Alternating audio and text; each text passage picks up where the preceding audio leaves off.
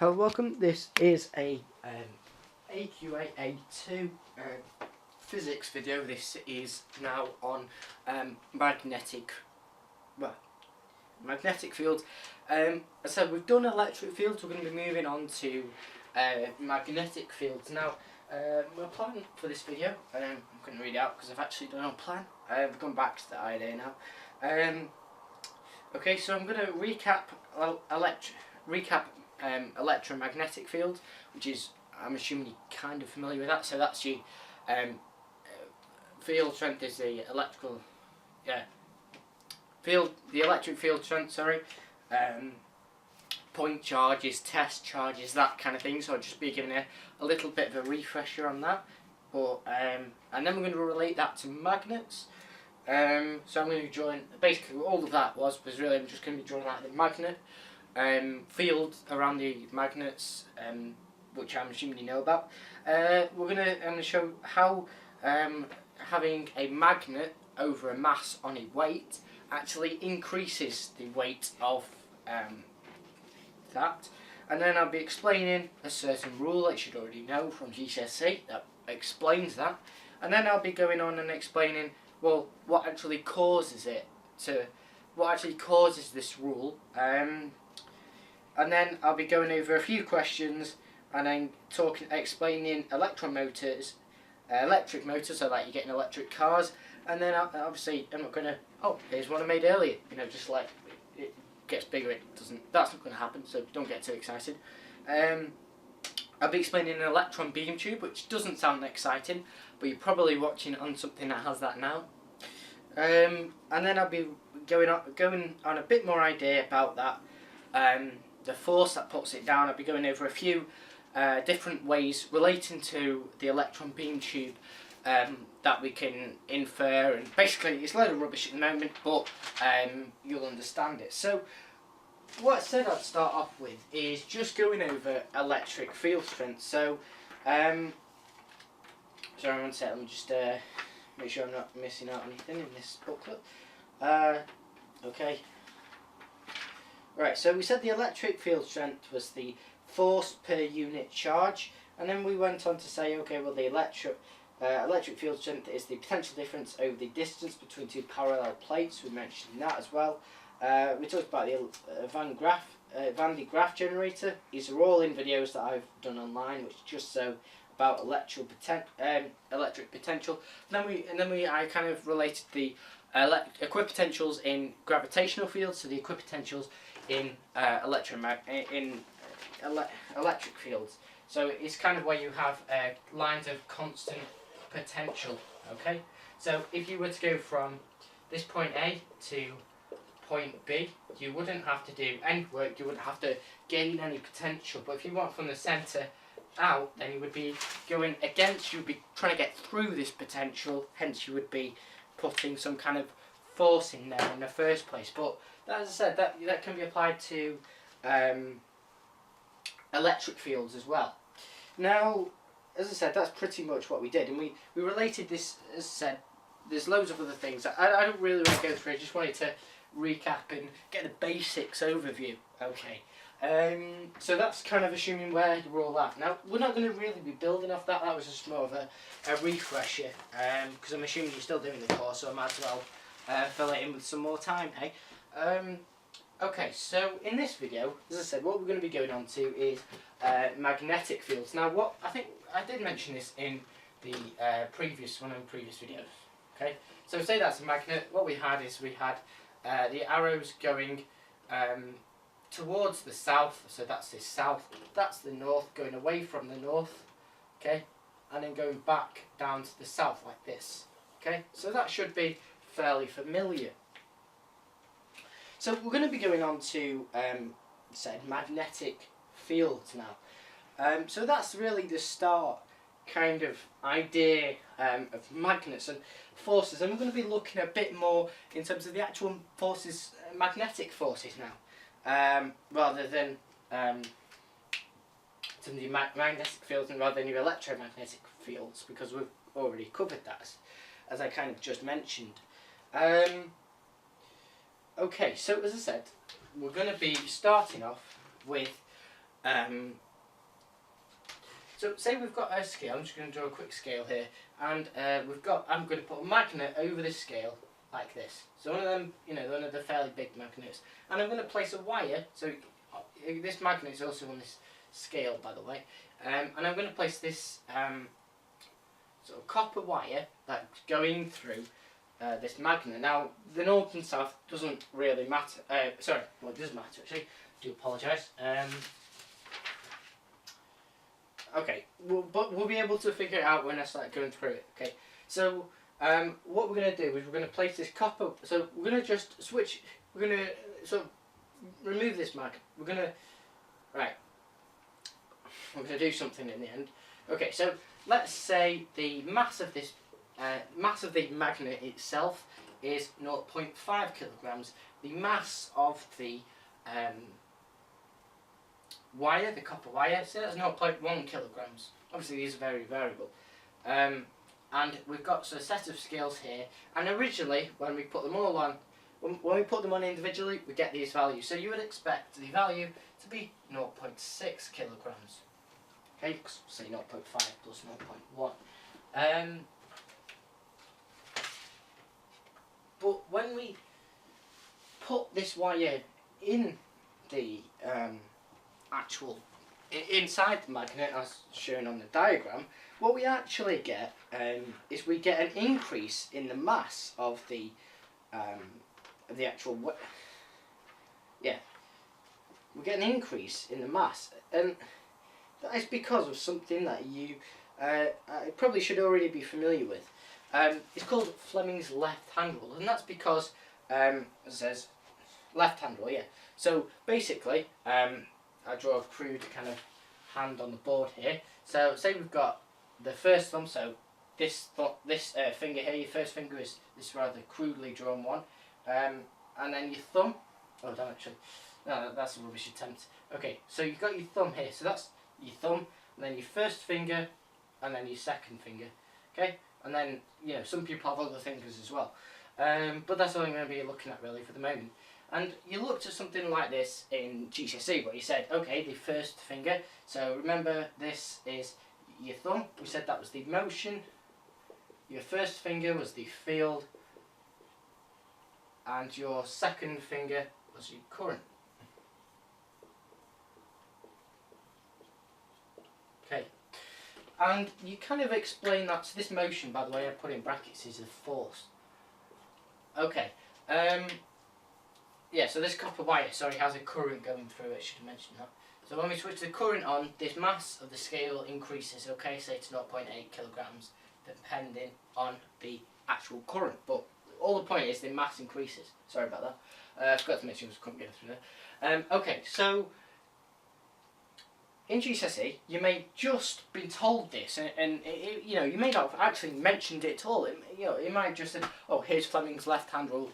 And then you might have been in a various situation question that said, the force acts downwards, where does the current and the field go, sort of thing. It would have been generic questions like that, okay? So basically what this does, this proves that when you switch the current on, obviously you could, this is just a crude sort of diagram.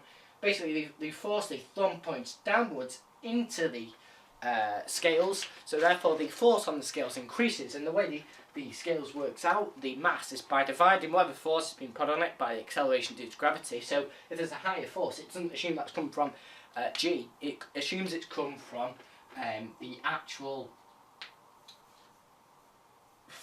mass that is being placed on these scales. So because really the mass hasn't increased, just the force has. But anyway, that's pretty much why we get an increase in the scale reading, the mass reading, because they've got an extra force from this Fleming's left-hand rule. And these two combine together in a later rule that we're going to look at for flux. But as I said, that will mean absolutely nothing if you're just learning it as I go through it now. But as I said, that's something we'll come on to. So, okay.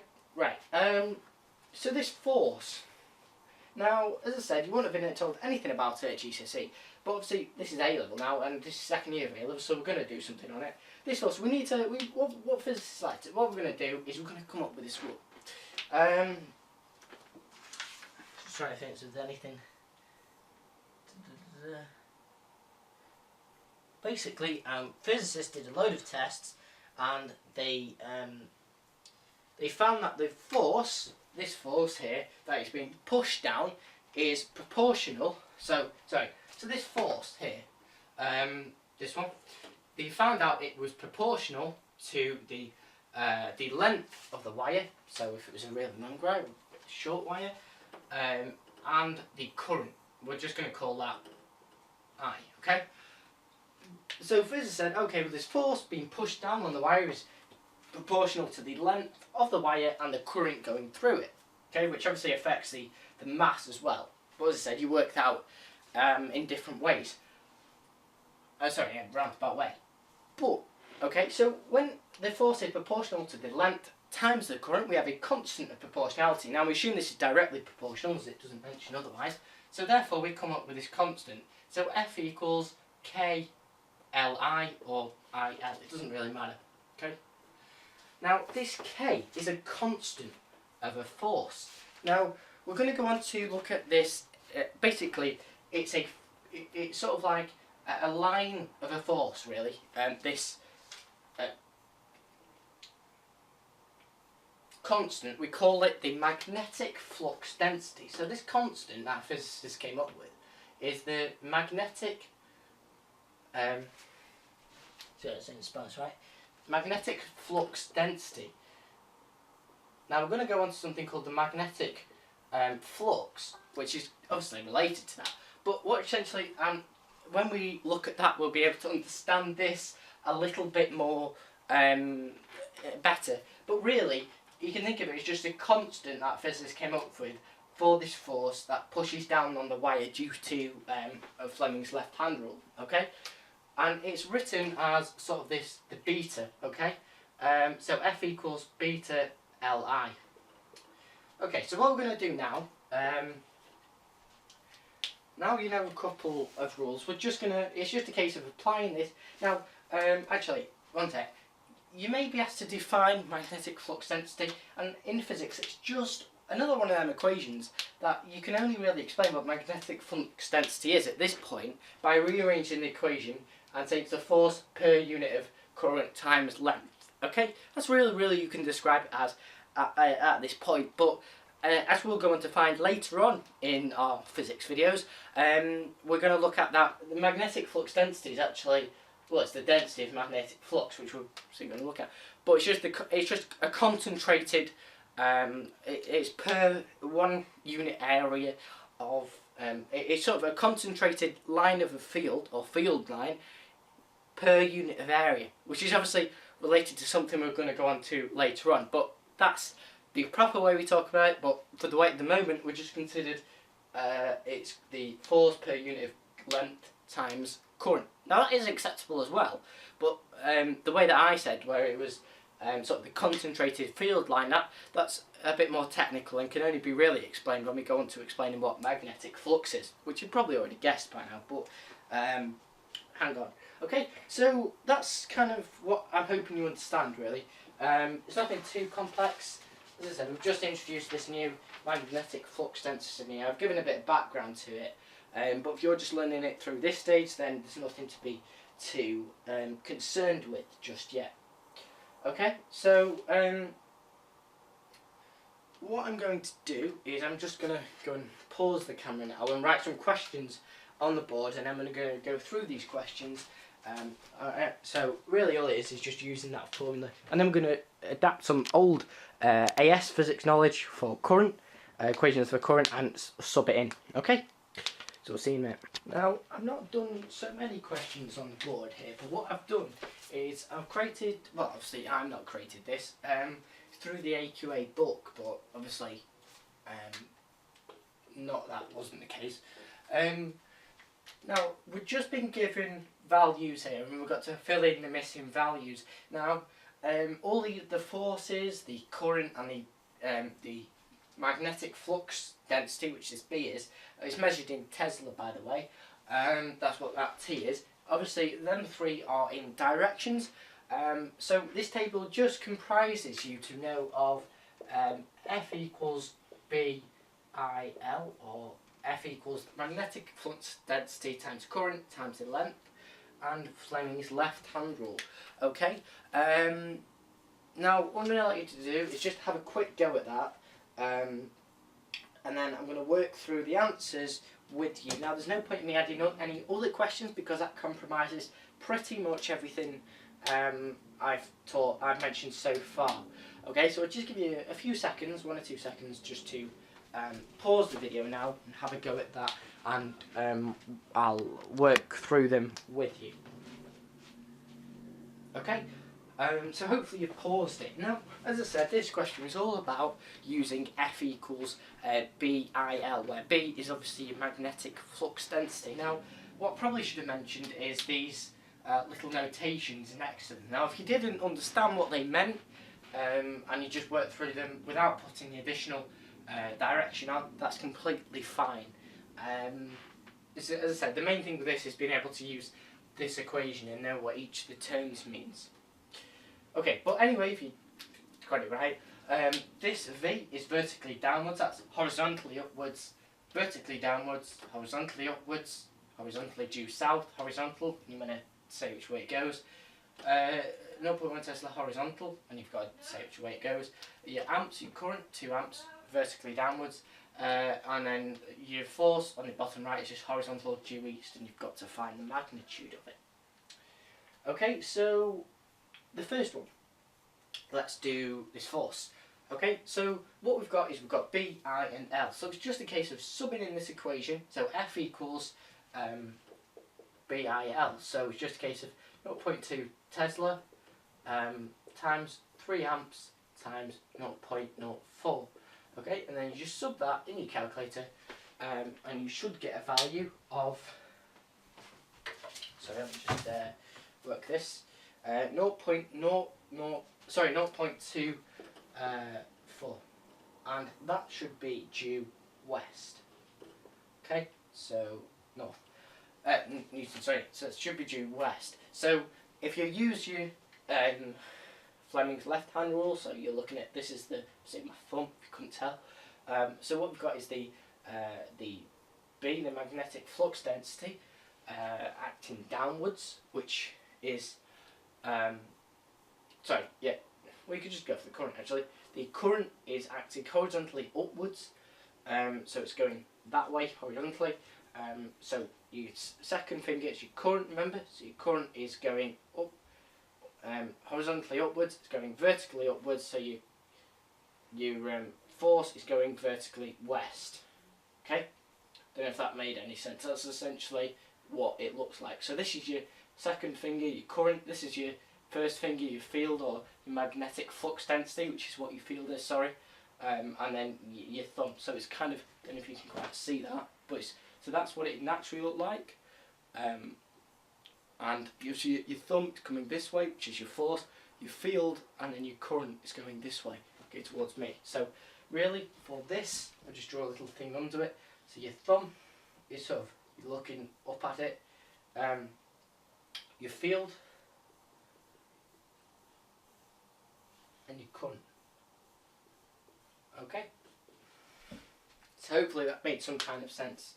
As I said, you might not have done that, and it doesn't really matter how if you have, because I'm assuming you know how to use Fleming's left-hand rule. You probably did that at GCSE.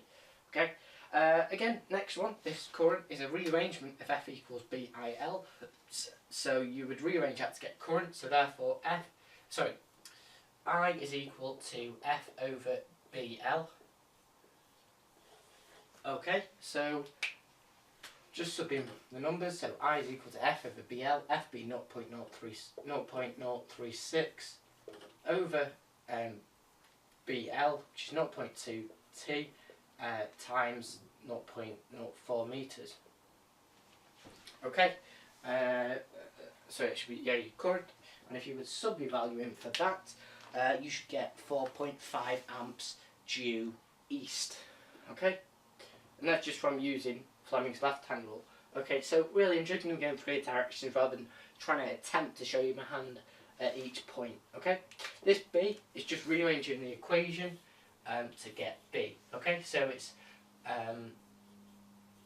B equals F over IL. Okay, so yeah, B equals F over IL. Sorry. So you just sub in what you know. So okay, B is equal to F, which we've got as 0.024 newtons. So 0.024 over IL, which is 3 amps times 0.04, sorry.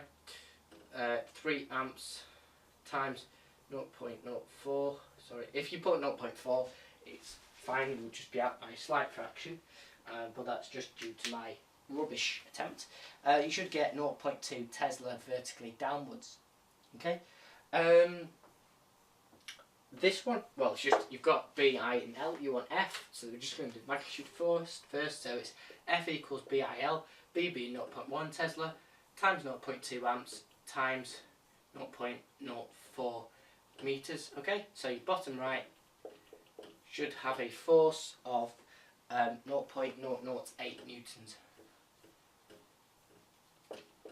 Okay, so that's really the table complete now. As I said, I'm not really going to go over them too, because I'm assuming your understanding of your Fleming's left-hand rule. So we've gone through a few already. But that kind of comprises pretty much everything that we've done so far. Now, I'm more than willing to do a few more questions on this, but as I said, it's a very simple topic.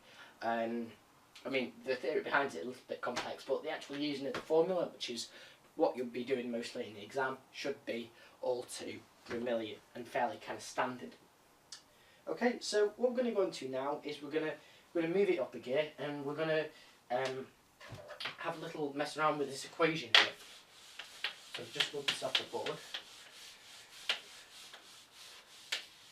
Do apologise. Sorry, let me just get back up to date with my speed of where I'm at.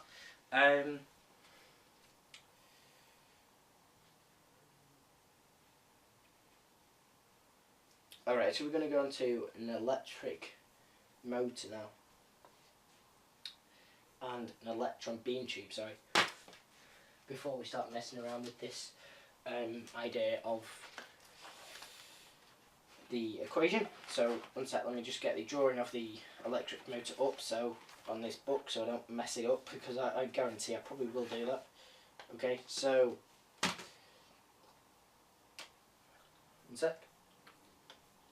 Now, as I said, this is a very simple electric motor, and it's a simplified version of what you would have in an electric car. So, something like this. So I'll call this magnet here, I'm going to call that the north magnet. And similarly on the other side, we're going to have, you guessed it, a south magnet. Well, if you didn't guess it, I think you should just go off now. See south. Okay. And then what we've got is we've got this kind of little circuit here. Battery, very good drawn one. But then we've got, at this point, we've got something called a split ring commutator. Communicator? I couldn't say what I'm on about. Commutator, okay? Where one side is negative, we'll call this side negative, this side positive, okay? So it looks something like that. And then we've got some kind of current. We've got a current flow. This is a split ring commutator, and this is just kind of leads and stuff that goes round and spins round. So this just really spins round, as you can see. And obviously then we've got over here, we've got the cell or the battery, whatever it might be. Same kind of thing really. We've got positive and negative, and then this thing we said is called a split ring. So in the middle we've obviously got split ring commutator.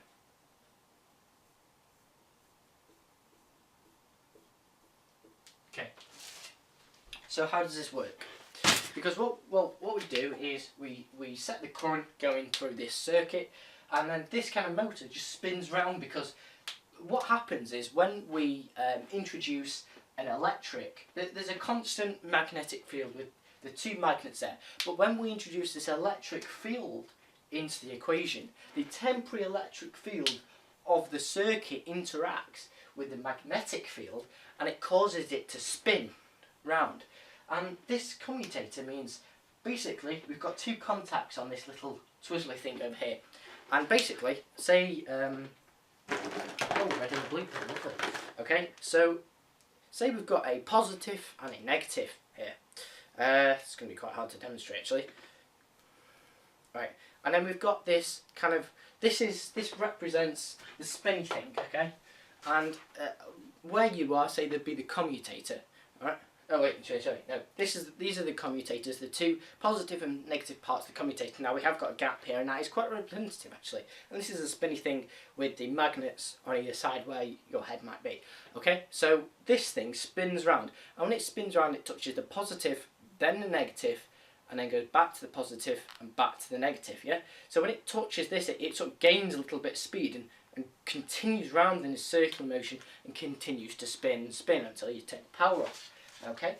So that's pretty much what happens here. And it split because it picks up the contacts. It's like going over on a slot car, when it jumps off, it loses contact, stops moving along. So that's kind of the same kind of principle as this.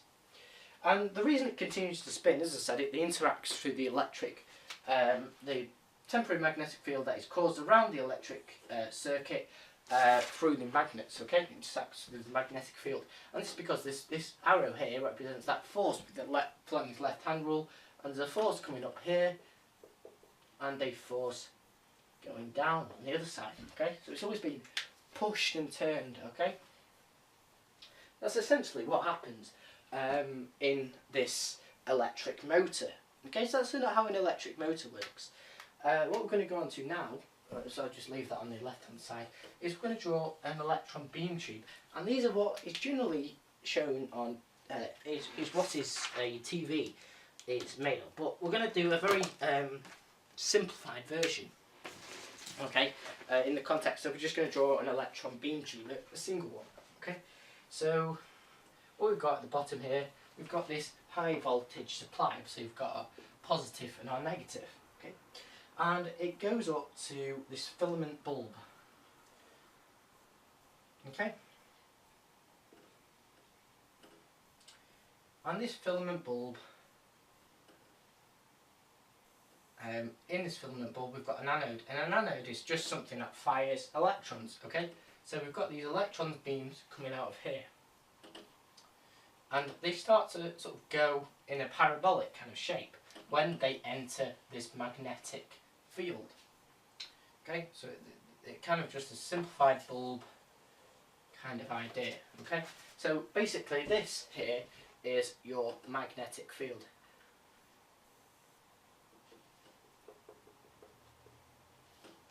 Right? And what happens is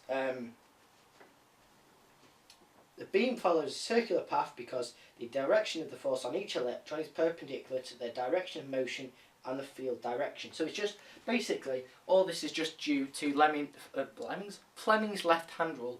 Where your thumb is your motion and the current is going in the opposite direction. So we sort of hit parabolic thing using Fleming's left-hand rule. So that's just another extension of that. But why am I showing you this?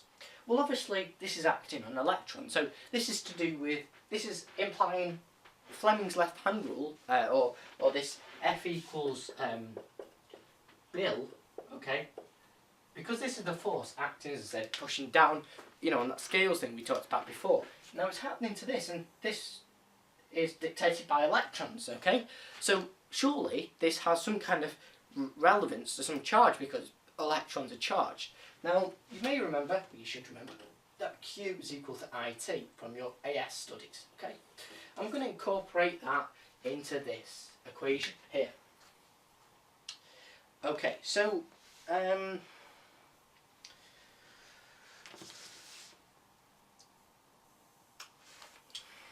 we're not only going to just incorporate that. Now, this length, okay, this length is basically a measure of distance. And to work out distance, you do speed times time, okay? So we'll say L is equal to D, because length is equal to distance, which is equal to speed times time, so Vt. And these are the two equations we sub in to this force to get the answer for this new equation. Okay, so let's do that. Okay, so the force is equal to the B doesn't change. I, well, we want I from this Q equals IT. Okay, so it's just a case of putting Q over T into the current to get the value for the current, and then the length. We said that's the velocity times the time. So we just sub that in there, and you can quite clearly see the time in this part cancels out with the time in there. So then when we sub this in, we get F is equal to BQV. Okay, and that's our new equation, and we're going to take that a little bit further on. Because as you can see there, we're looking at it in a parabolic form, so we have to, it's obviously going to go in a circular motion at some point, so we're going to be relating it to the circular motion, which I'll just refresh your memory of the circular motion. Now, as we were saying, this F equals BIL, BIL, sorry, equals the F equals B QV. Now this charge obviously represents the charge with the electron, so really you could write that as F equals B EV, but you might get that confused with, sorry, getting a drink. You might get it confused with EMFs, and obviously they are different things, so sorry about that. So it's nice to keep it separate as F equals B QV. Okay, now what we're going to be doing for this last little bit of the video is we're going to be combining this equation with an equation we already know. Now, we were just mentioning that the electrons sort of form that parabolic shape, which leads us to believe there's some kind of centripetal force because it's going to act in a, if you were to carry that round, obviously you would act in a circular motion. So therefore, as we said, there's a centripetal force. Now the equation for centripetal force is F equals mv squared over r, where it is equal to F equals ma, a being v squared over r, so you just sub it in, okay? So, we know these two equations equal the force. Now this doesn't specify, it just says a force. Now this is the centripetal force. Now I sort of concede they are almost different things, but they are still the force, it represents a force. So because this acts in a centripetal way, we can assume that it's now a centripetal force. So the F in both of these equations now represents centripetal force. So it's just a case of making them equal to each other, and we can come up with a variety of equations. Now the first one you obviously start with is BQV is equal to mv squared over r. Now, as I said, you can come up with many things from this. You can come up with the velocity, you can come up with the radius, okay? Now, see which one I'm going to come up with first. Sorry, I'm just going the order of this, okay? So the first one I'm going to come up with is R, okay? So what we want to do is switch these two around. So times both sides by R, so we get R, magnetic flux density, the charge, the voltage equal to mv squared, okay? And then when we make it equal to mv squared, we just divide both sides by bqv, so to get r on its own, so the radius equal to mv squared over bqv. Okay, now the velocity up here and the velocity down here mean the same thing, so we cancel them, but because the one on top squared and the one on the bottom is just the standard version of it, therefore we're left with this r is equal to mv over bq, where m is the mass, v is the velocity, b is the magnetic flux density, q is the charge, and r is the radius. Okay, so obviously you would put standard issue scientific instrument values into this equation to get your various whatever the question might be asking. Now, I said there are many other ways that you can rearrange this. So if we wanted to get v from this equation instead of r, then if we take the second step, okay, then we would just do the same thing, but instead of making r the subject, we would make v the subject. So therefore you would v is equal to mv squared, and you divide both sides by rbq, so it would be over rbq. Okay, and that would be your equation for v. So it's all just really about rearranging them.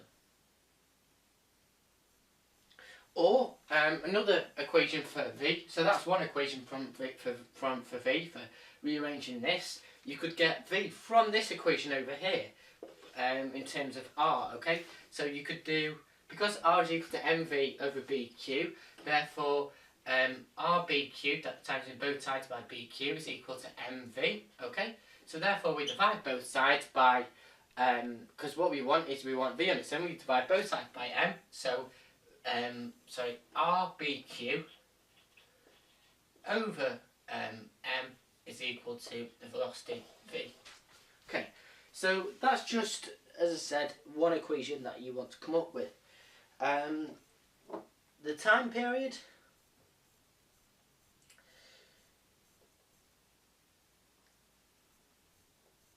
is 2 pi, because the velocity, the time period, the velocity in just the speed along the circumference is 2 pi over t, okay? So what we're saying here is we've got the V equation, which is RBQ over M, or sorry, I just want to make sure I get it right. Yeah, RBQ over M, and we want the time period. Well, we know the velocity is 2 over the time period. Okay, so if we sub our velocity equation for this into here, let me take this over here. Therefore, we get RBQ over M is equal to 2 pi over t, or in other words, this is equal to 2 pi times 1 over t.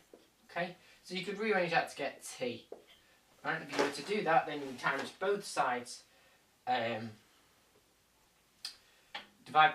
It's up to you which way around you get it, but you could rearrange that equation to get t. But as you can appreciate, really, just rearranging this equation to get whichever value that you would want. Okay, so there's just a couple of equations that we've thrown at you there.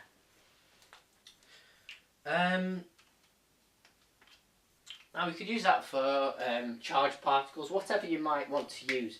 But really, that was just the last little bit of the video. Now I do sorry about keep looking at my book over here, but I just want to make sure I'm creating them in the right way, so I don't make too much of a mess of it. But hopefully, as I said, you can understand that. Really, it's just all of this over here, all this rubbish, is just a rearrangement of that equation. And you'll be able to understand that we use our F equals mv squared over r, put it equal to your F equals BQV, because that shows the force, which is used from Fleming's left-hand rule, which shows the parabolic shape because the velocity or the current is at right angles to the force, so the force, that's pulling it down at right angles, as we showed in the electron tube. Sorry, not the electron tube, you know what it was, the thing we did before. Put them equal to each other, because it was going in a circular motion, so it's a centripetal force. Rearrange the equations, and we could either come up with the velocity or the radius, or if you just wanted to simply use this equation, sub in what you know, and just use logic to rearrange it to get what you don't know, you could also do that as well, rather than trying to make a mess of understand all that. But if you don't understand all that, it's not too bothered, as long as you get the reason why we put BQV is equal to mv squared over r, which is really just using F equals BV and F equals mv squared over r, which are two formulas that you get given in your equation sheet, and putting them equal to each other. That's the key thing, really. I think you get this actually in your formula sheet. I'm not sure you get that one, but as I said, it's something you should be able to familiarise yourself with and understand. Now, we're not going to go through any questions on this because, as I said, you could come up with your own values and just sub them into the equation. Just to really, it's one of them things in physics where it's just a case of subbing in your values for your equation and coming up with an answer. Now, obviously, your answer to force would be in newtons, standard stuff like that. Now, what we're going to go on to in the next video is we're going to start looking at the next chapter, obviously, which is sorry, lost it. Sorry about this. Sorry. So if you are looking in the AQA book, so if you've got the official book with you, it is so I'm certainly got the page. It's electromagnetic induction, and it starts on page 120. So I'm going to be going over something called induced EMF, Faraday's and Lenz's law, which look really complicated, but I'm going to try and break it down for you. Which really just goes over induced EMF, and we're going to I'm going to split that up into 2 videos because there's quite a lot of stuff to understand in that video. But basically, the key thing that I want you to take away from this video to put into the electromagnetic induction video, or bits we're going to build on from, is this magnetic flux density. Now, I did try and give you a bit of a heads up at the start of the video, where I said the magnetic flux density is just kind of concentrated field lines. It's the area per unit field line or something, or that kind of thing, okay? If that kind of made sense, hopefully it did. We're going to explain that, and I'll build on that. I will build on that, and you will listen, although you might die during the process, but your dead body will be listening to what I'm saying. That's if you choose to watch and bother watching the video, of course. And your internet connection weirdly doesn't disconnect just as I was speaking. But anyway, thanks for watching, and we'll see you in the next video.